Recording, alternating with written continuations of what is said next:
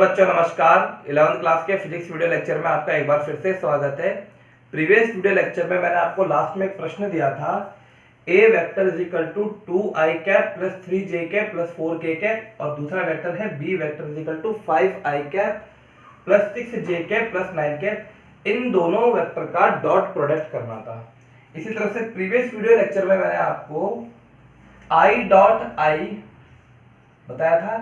i dot i is equal to होता है j dot j is equal to k dot k, यानी अगर दोनों सेम है, i डॉट आई है, j डॉट जे है, k डॉट के है, तो इनका बिंदु गुणनफल, ये बिंदु है बेटा, इसको डॉट प्रोडक्ट भी कहा जाता है और बिंदु गुणनफल भी कहा जाता है। ये इसकी वैल्यू 1 क्यों आती है उसका बेटा आपको याद रखना है, क्योंकि थीटा इज इक्वल टू यहाँ पर 0 डिग्री होता है। दोनों सदिशों के मध्य कोण 0 डिग्री होता है, और हम जानते हैं कि a dot b is equal to होता है, इसका फॉर्मूला होता है a का परिमाण, b का परिमाण और cos थीटा। यानी सारी बात यहाँ पर इस बात पे डिपेंड करेगी कि एंगल कितना है, दोनों वेक्टर के बीच में एंगल कितना है। तो यहाँ पर इन दोनों के बीच में एंगल 0 डिग्री, इन दोनों के बीच में भी एंगल 0 डिग्री, इन दोनों के बीच में एंगल 0 डिग्री, और cos 0 की वैल्यू होती है 1। तो इसका वैल्यू, इनकी वैल्यू आगे बेटा 1, ये आपको ध्यान रखना होगा, अपने माइंड में इसको सेव रखिएगा। इसी तरह से आपको एक बात और ध्यान रखनी है कि अगर दो विपरीत सदिश हो, जैसे i डॉट जे हो, j डॉट के हो या k डॉट आई हो, इनकी वैल्यू 0 आएगी। क्यों आएगी वैल्यू 0? क्योंकि ये परस्पर लंबवत है।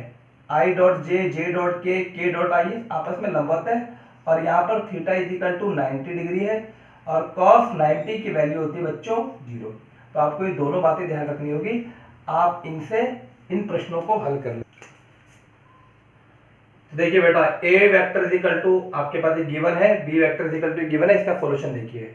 सबसे पहले लिखना है आपको a dot b, a dot b, a vector को पूरे को यहां लिख दीजिए ब्रैकेट में, 2i cap plus 3j cap plus 4k cap dot, अब बी वेक्टर को लिखिए 5i cap plus 6j cap plus 9k cap.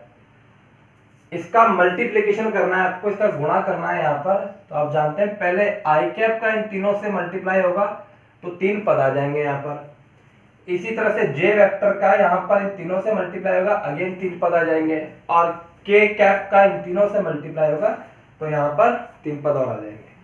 तो बेटा यहाँ पर मैं सॉल्व करता हूँ, लिखता हूँ 2i कैप और 5i कैप, आपको ये गुणांक को गुणांक से मल्टीप्लाई करना है।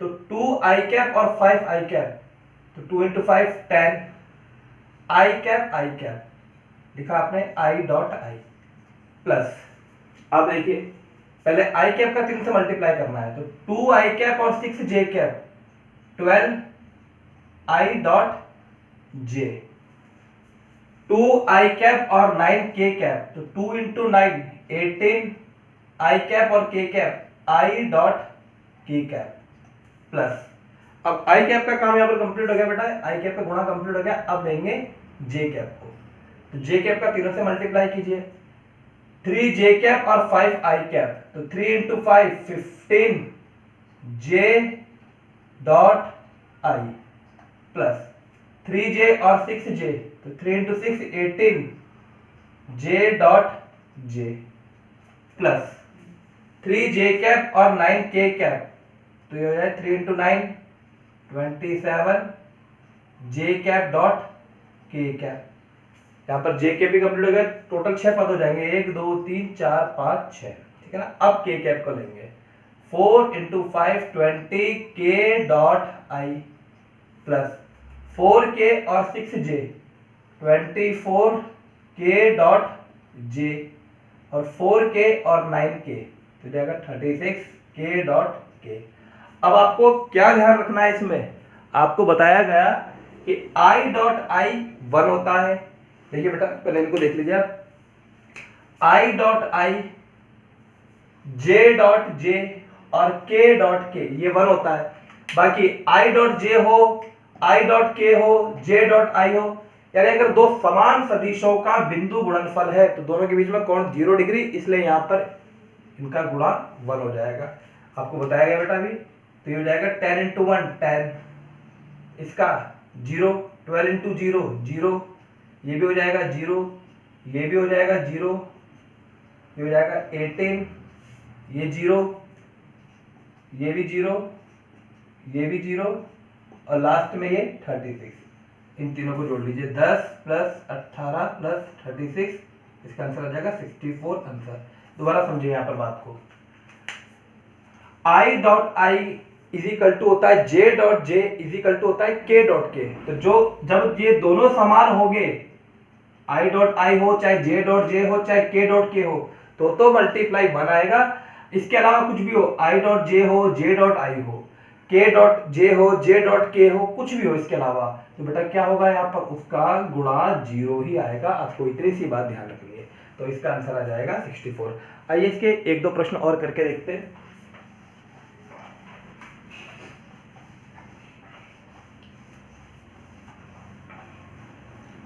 तो मान लीजिए आपको क्वेश्चन दिया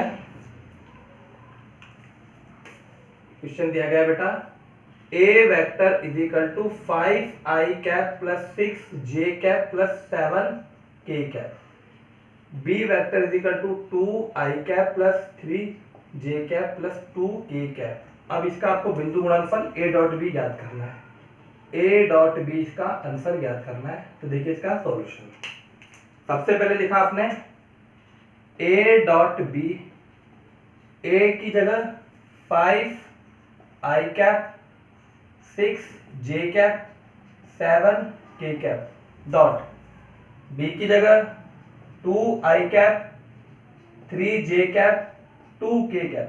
अब मैं आपको शॉर्ट ट्रिक बता रहा हूं, वही आपको ध्यान रखनी है। आगे से ऐसा कोई भी प्रश्न है उसको इसी स्टाइल से आपको सॉल्व करना है।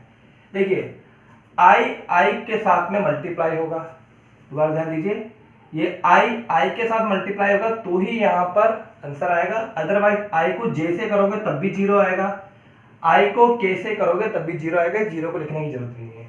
तो बेटा 5i कैप और 2i कैप, तो 5 इंटू 2 10, डायरेक्ट लिखिए आप, ठीक है, पूरा लिखने की आपको आवश्यकता नहीं है।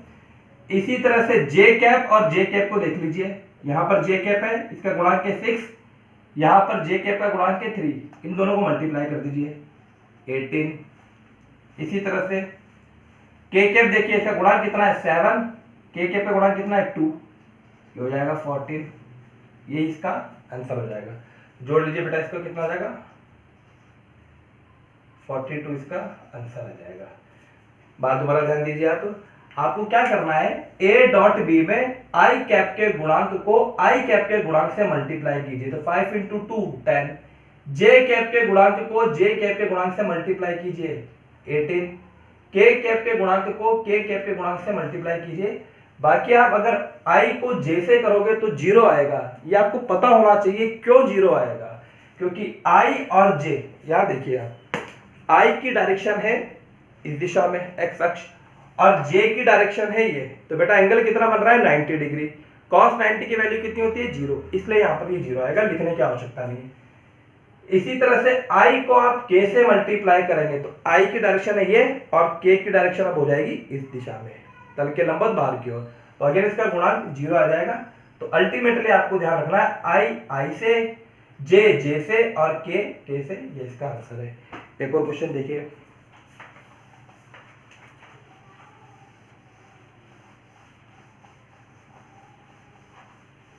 Question number 3,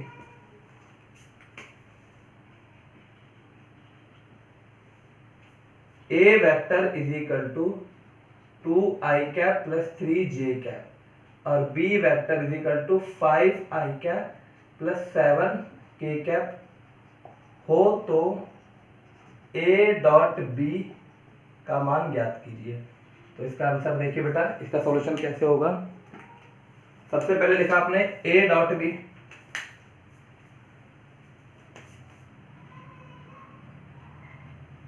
a dot b, a की जगह 2i cap plus 3j cap, b की जगह 5i cap plus 7k cap. अब देखिए यहाँ पर थोड़ा सा, यहाँ पर आपको अवेयरनेस रखनी है, ऐसे नहीं है कि डायरेक्ट आप उत्तर लिख रहे। यहाँ i कैप का गुणांक कितना है 2, यहाँ i कैप का गुणांक कितना है 5, तो 2 इंटू 5 10, यहाँ जे कैप का गुणांक कितना है 3, यहाँ जे कैप है ही नहीं तो यानी कि यहाँ पर आ जाएगा 0, यहाँ के कैप का गुणांक कितना है 0 और यहाँ के कैप का गुणांक कितना है 7, तो 10, 3 इंटू 0 0 0, तो उत्तर आ गया 10। बेटा उत्तर 10 क्यों आया? क्योंकि यहाँ पर जे कैप तो है लेकिन इस वाली इक्वेशन में जे कैप नहीं है, तो यानी यहाँ पर मल्टीप्लाई किससे होगा? 0 से मल्टीप्लाई होगा। तो आपको ये भी चेक करना है, यही नहीं कि सर हमने तो इसको 5 से मल्टीप्लाई कर दिया, तुम्हारी मर्जी नहीं चलेगी। आपको यहाँ से अच्छे से देखना है कि आई कैप है, यहाँ पर भी आई कैप है, तो आपको गुणा करना है 2 इंटू 5। यहाँ भले ही जे कैप है लेकिन इस वाली इक्वेशन में इस वाले वेक्टर में जे कैप नहीं है तो मल्टीप्लाई नहीं होगा। इसी तरह से यहाँ के कैप है लेकिन यहाँ के कैप नहीं है तो मल्टीप्लाई नहीं होगा। ऐसे मत कर देना कि सर हमने 3 को 7 से मल्टीप्लाई कर दिया था तो बेटा 0 होगा, क्योंकि यहाँ जे है और ये के है। तो एक एक क्वेश्चन लिख लीजिएगा। और देखिए आप इसको थोड़ा सा नेगेटिवली लेते हैं।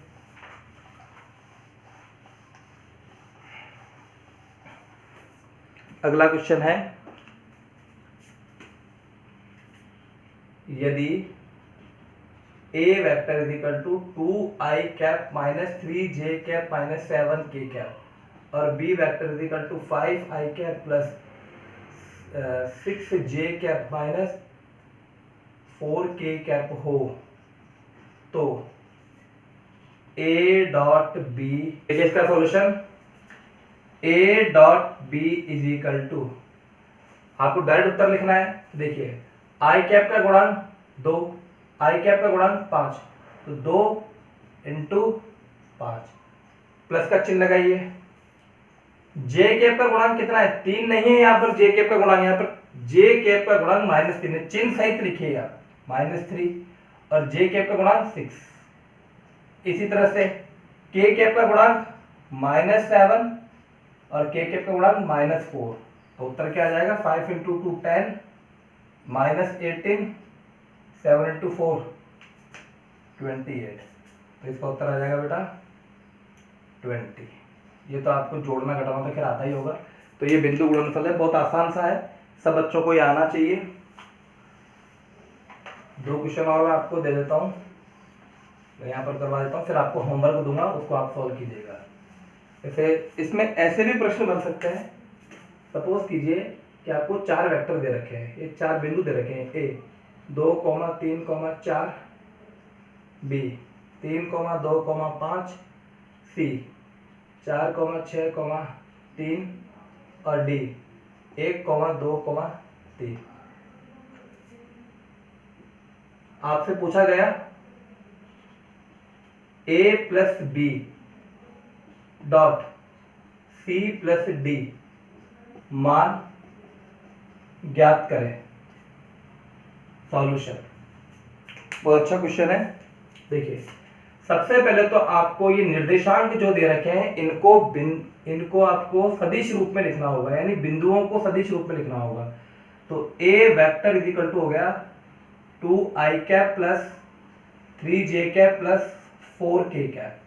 इसी तरह से B vector is equal to हो गया 3i cap plus 2j cap plus 5k cap. इसी तरह से C vector is equal to हो गया 4i cap plus 6j cap plus 3k cap. और D vector is equal to हो गया i cap plus 2j cap plus 3k। इसको एक बार चेक कर लीजिए।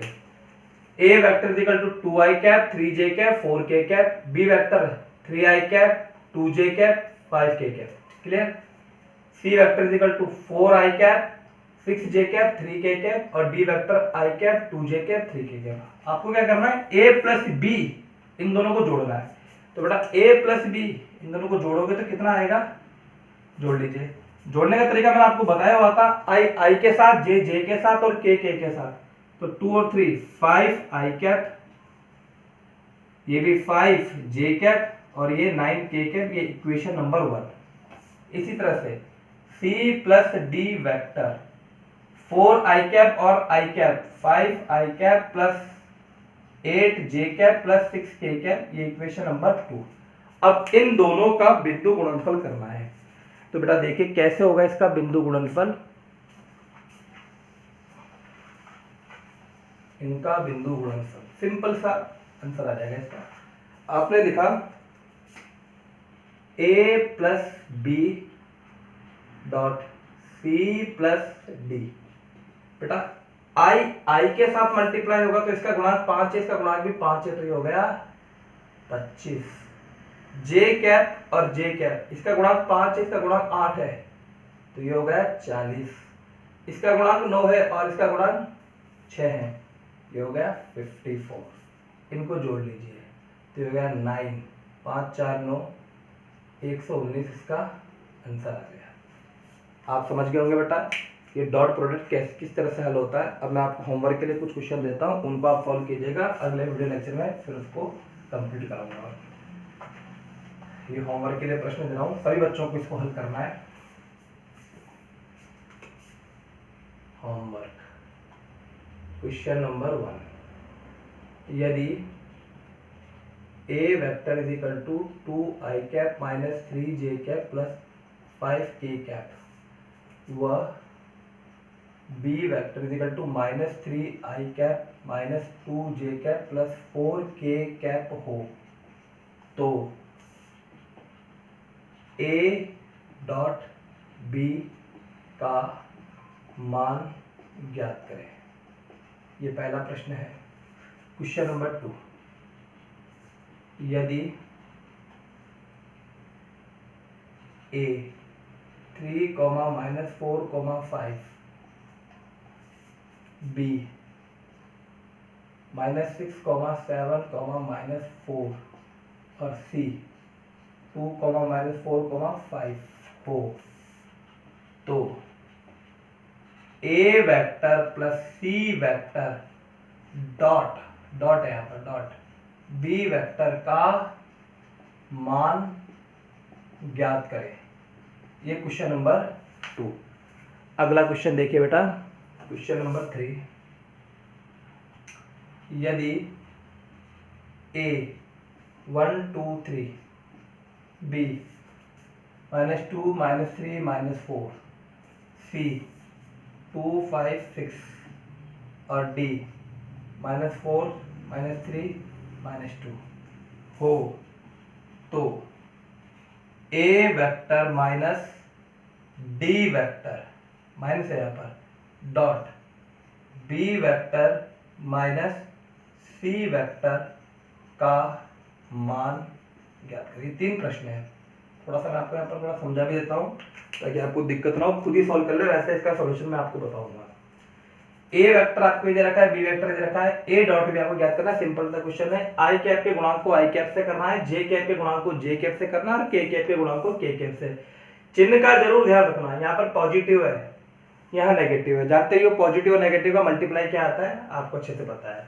इसी तरह से ये ए है, ये बी है, ये सी है। यहाँ पर ए वेक्टर प्लस सी वेक्टर, तो पहले बेटा इन निर्देशांकों को सदिश रूप में लिखना होगा। तो निर्देशांकों को सदिश रूप में लिखना आपको ऑलरेडी आता है। ये आई कैप, ये जे कैप और ये के कैप। पहला वाला निर्देशांक आई कैप होता है, दूसरा वाला जे कैप होता है और तीसरा वाला के कैप होता है। आप लिख लेना, पहले इनको निर्देशांक रूप में लिखना। उसके बाद फिर ए और सी को जोड़ना है, बी को नहीं। ए और सी को जोड़े, इन दोनों को जोड़ेंगे, समीकरण 1 आ जाएगी और ये ऑलरेडी समीकरण 2 रहेगी। अब इन दोनों का बिंदु गुणनफल करना है। फिर अगेन आई को आई से, जे को जे से, के को के से। Last a b c d आपको 4 निर्देशांक दे रखे हैं। तो सबसे पहले आप सदिश रूप में लिख लीजिए, फिर ए और डी को घटा लीजिए। ठीक है बेटा, घटाना आपको आता ही है, आप घटा लीजिएगा। आई से घटेगा, जे से घटेगा और के से घटेगा। इसी तरह से उसको समीकरण नंबर 1 नाम दे देना। इसी तरह से बी और सी को घटा लीजिएगा, समीकरण नंबर 2, और फिर उनका बिंदु गुणनफल करना है। इनका सॉल्यूशन मैं अगले वीडियो लेक्चर में आपको बताऊंगा।